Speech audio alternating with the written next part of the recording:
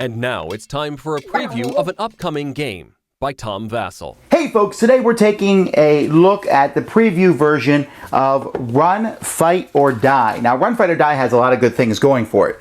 It is designed by Richard Launius, who's designed Arkham Horror and Defenders of the Realm. It's being published by Jason Maxwell, who did Agents of Smersh and Ace Detective. And so, a great designer with great components. This is it's a zombie game, and you guys know that I'm not usually a fan of the zombie genre, but I actually really like this one. Let me show you how it works. Now, as with all my previews, the components you see here is just a prototype. There's some really cool miniatures that will be included with the game. Even this big boss dude will be a miniature who will actually be able to hold cards. But we're just here to show you how the game plays. Now, each player is going to have a board. Like this. They see you, they are coming, they are on you. At the beginning of the game, you're going to have some zombies that start in each of these zones, 4, 3, and 2. And these zombies are going to be coming towards you. Now, each player is going to pick a character. So you're going to take one of the characters, which might be some of the archetypes, the street kid, the athlete, the local rancher, the mall saleswoman, the zombie fanatic, etc. So you take one of these and you place it at the bottom of your board. Now, what this does down here is it tells you your health, it gives you a special ability, and a dice combo. At the beginning of each player's turn, they're going to be rolling dice. The one die is an event die, and this die will have different things. It might bring more zombies out. It might give you some medical help, which heals you one of your wounds. There's all different things that this can do. Then you're going to look at the dice that you've rolled here. Now you have up to 2 re-rolls that you can roll with these dice.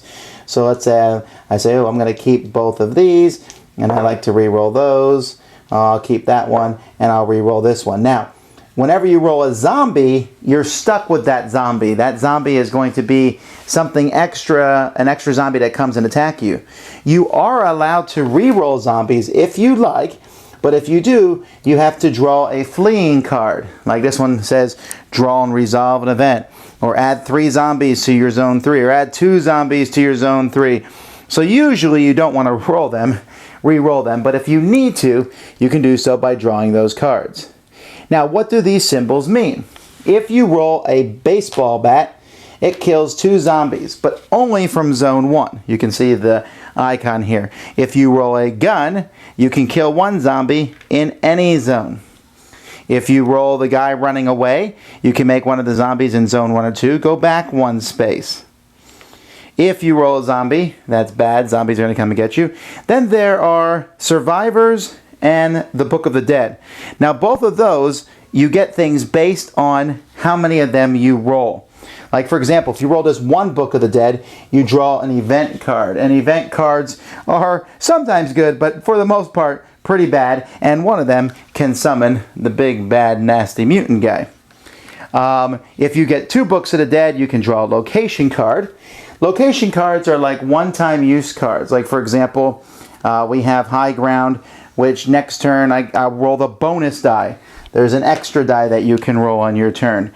And whenever you roll guns, they'll do 2 damage. So this is great, but it only lasts you for 1 round. You have to be careful too, because one of the locations is the playground, which spawns the mutant zombie boss. Not a pleasant thing. You can also draw loot cards with 2 Books of the Dead. Loot cards are different weapons, like a shotgun. You can discard this to make all your guns do 2 damage each. Or an axe, which lets me change non-zombie to the bat.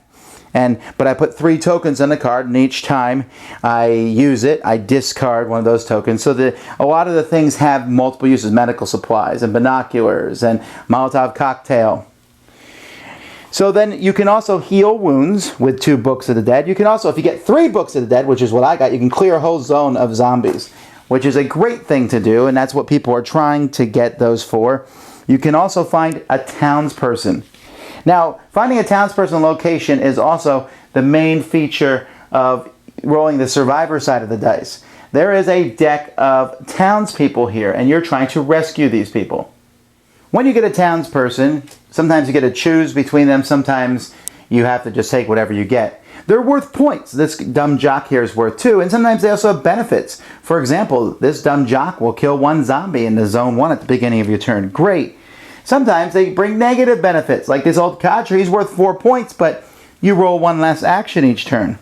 Sometimes they bring both. The angry Rachis smacks a zombie, kills a zombie in zone 1, but she screams. So someone else's zone 3 zombie comes to your area. Sometimes they have a special ability, like this berserker, die, die, die. I can discard him to kill all the zombies in one zone of my choice. But I'm essentially giving up 2 points for that.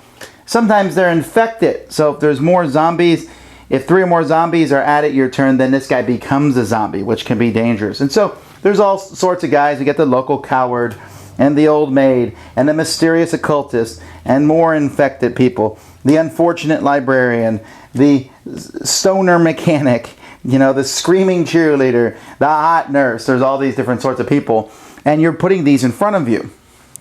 At the end of your turn, all the zombies move forward 1 spot. Each of the zombies in zone 1, and hopefully you don't have any, is going to cause a wound to you. You get enough wounds, and you're going to die. So you got to be careful about letting that happen. All the other zombies move forward 1.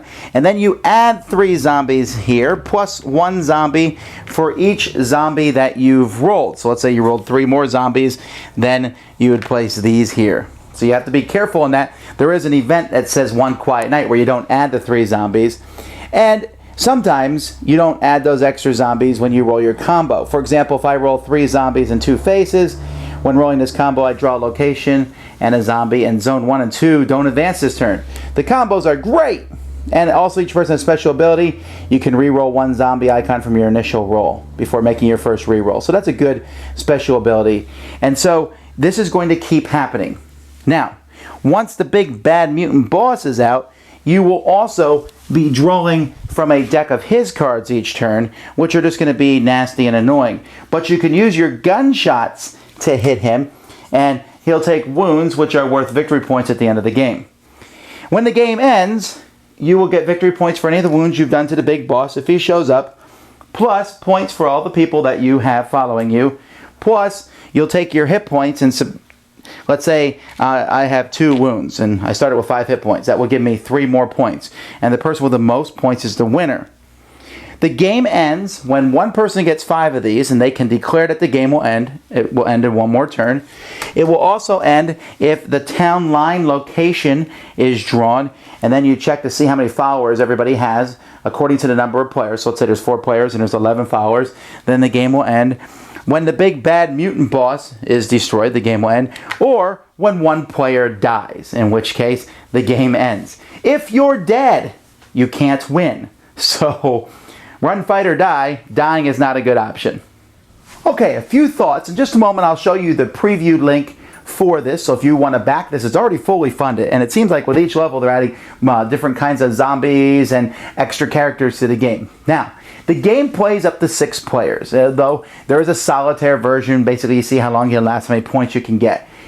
Even with the full complement of 6 players, it plays pretty quickly. Now, I'm a big fan of what I call the Yahtzee mechanic, where you roll the dice and keep some and re-roll and stuff. And the fact that there's bad side of the die, the zombies, is a really fun thing. This game plays really well, and there is interaction as you pass zombies up to other people. Some of the combinations of the Book of the Dead, you can do things to other people. There's at least 1 character who, if you don't like, if he's really annoying, you can pass him off to the next person. And then there's also the entire stand up and root for other people to die. So the game feels overwhelming. You'll clear the zombies and they keep coming back, but it's light and easy. You'll get a kick out of the humor in the game with how the different characters interact, and it's fun to roll the different dice. It's not a difficult game, and it's not a long game. It's one that I enjoy quite a bit, and I actually recommend highly that you back this project. So this is Run, Fight, or Die. Here's the link.